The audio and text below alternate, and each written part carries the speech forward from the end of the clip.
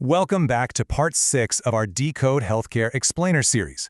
Today, we're zeroing in on an absolutely crucial topic for all of us medical coders and auditors out there, the leveling differences between single and multiple stable chronic conditions.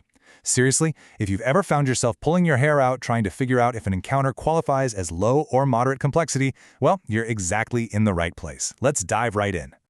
Here's our blueprint for today's explainer. We'll quickly hit 5 key areas: defining stability, the MDM complexity thresholds, a real-world clinical case breakdown, some common auditor pitfalls, and we'll wrap it all up with a handy validation checklist.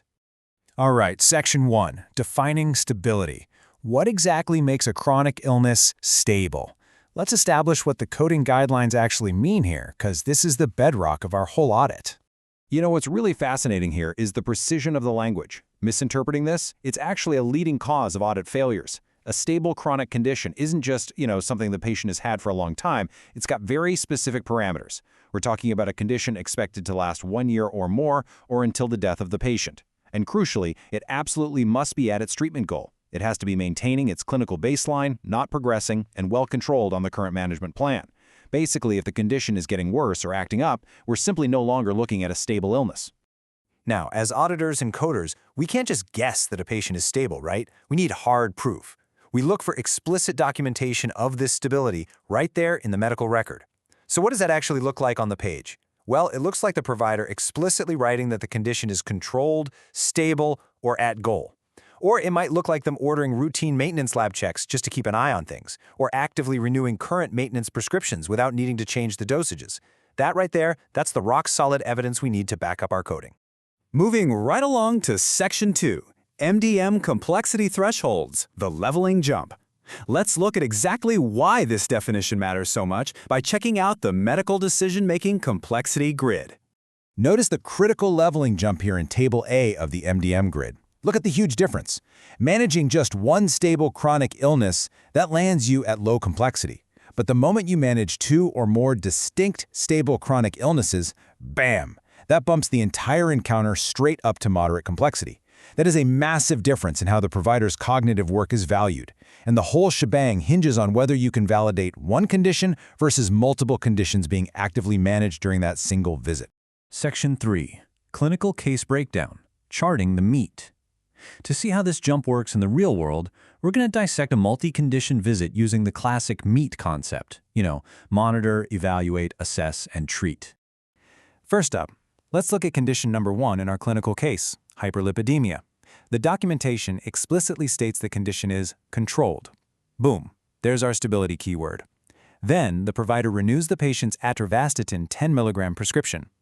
By actively managing the condition through that medication renewal, the provider perfectly satisfies the treat aspect of the MEAT criteria. So we've got one validated, actively managed, stable chronic illness in the bag. Next, during that very same visit, the provider addresses condition 2, hypertensive heart disease without congestive heart failure. Again, the documentation clearly states it's controlled, but this time, to manage it, the provider orders a routine maintenance EKG. This action hits the nail on the head for the evaluate requirement of our MEAT criteria. So now, we have a second, distinctly separate, actively managed, stable chronic condition. So what does this all mean? The takeaway is simple but incredibly powerful. By actively managing both of these distinct, stable conditions, one through medication treatment and the other through diagnostic evaluation, the provider successfully justifies a moderate complexity level for the visit under Table A. It's a literal textbook example of 1 + 1 = moderate. Okay, Section 4, auditor pitfalls, specifically the carry-forward trap. As anyone who has spent time auditing a medical chart knows, it's not always this straightforward, right? So let's dive into the common traps that can instantly downcode a visit. You constantly have to ask yourself, when you're looking at a chart, did the provider actually do something about this condition today, or is it just sitting there on the problem list collecting dust? I mean, is simply listing a diagnosis enough? The answer is a resounding no. We auditors often call this a ghost diagnosis. Simply carrying forward a chronic problem from a previous visit without any active management, evaluation, or medication review completely disqualifies it. Listing problems, diagnoses, or symptoms does not increase the level of service. If a provider's note just says diabetes, with no updated labs, no discussion, and no prescription renewal, nope, That condition doesn't count towards your 2 or more threshold. It's basically just an unmanaged comorbidity. Furthermore, you've got to be aware of conditions that might look stable on the surface but are actually totally uncontrolled. For example, you might see a chronic condition like hyperlipidemia on the chart.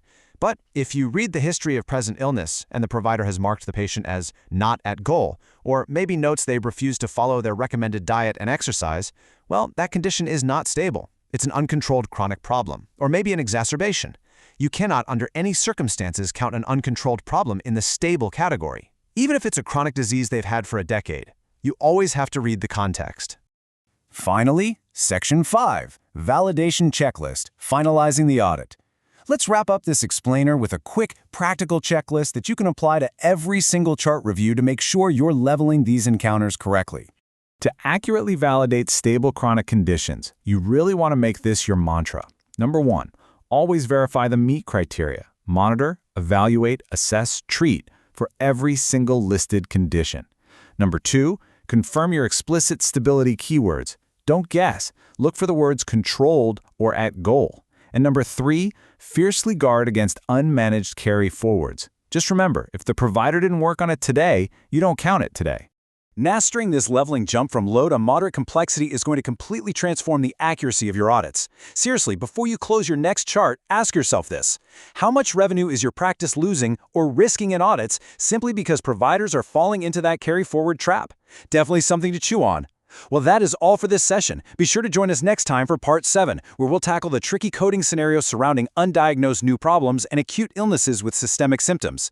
Thanks for joining Decode Healthcare with Harshal. Keep learning and keep auditing accurately.